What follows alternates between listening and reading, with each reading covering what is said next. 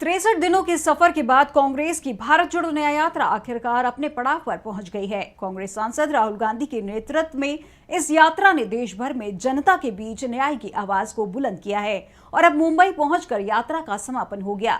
तो आज इस यात्रा के अंतिम दिन क्या कुछ रहा खास, क्या कहा कांग्रेस सांसद ने अपने संबोधन में और क्या है कांग्रेस की लोकसभा चुनाव के लिए आगे की तैयारी, जानने के लिए देखिए ये रिपोर्ट। 14 जनवरी को मणिपुर से शुरू हुई कांग्रेस की भारत जोड़ो न्याय यात्रा शनिवार यानी 16 मार्च को मुंबई पहुंची। मुंबई यानी यात्रा का अंतिम पड़ाव। 63 दिनों में 15 राज्यों से होते हुए कांग्रेस की इस यात्रा ने जनता के बीच न्याय का परचम बुलंद किया है। आज ये यात्रा महाराष्ट्र के ठाणे से हुई। धारावी में कांग्रेस सांसद राहुल गांधी ने जनता को संबोधित किया। अपने संबोधन में उन्होंने एक बार फिर इलेक्टोरल बॉन्ड के मुद्दे पर मोदी सरकार को घेरा।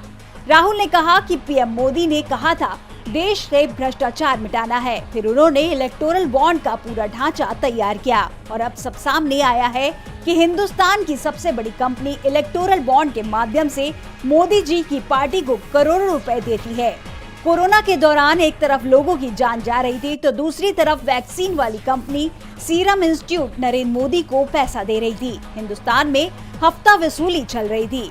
कोई भी कुछ बोलता है तो ईडी, सीबीआई, आईटी को उन्हें डराने के लिए भेज दिया जाता है। इसके साथ ही राहुल गांधी ने मोदी अडानी कनेक्शन पर एक बार फिर सवाल उठाए हैं। उन्होंने कहा कि अडानी मतलब नरेंद्र मोदी है, दोनों एक ही हैं। आप इन्हें मोडानी भी कह सकते हैं।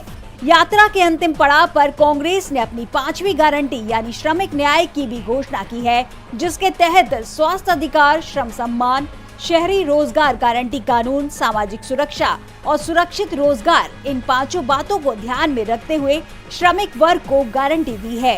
न्याय यात्रा के दौरान कांग्रेस सांसद राहुल गांधी आम लोगों से मिले, उनसे बात की, उनकी बातें सुनी और इसके आधार पर कांग्रेस ने एक के बाद एक अपनी 5 गारंटियों की घोषणा की है। न्याय यात्रा ने कांग्रेस के लिए आगामी लोकसभा चुनाव का मजबूत आधार बना दिया है। अब देखना यह है कि लोकसभा चुनाव में इस यात्रा में उमड़ी जन सैलाब का क्या कमाल दिखाई देता है।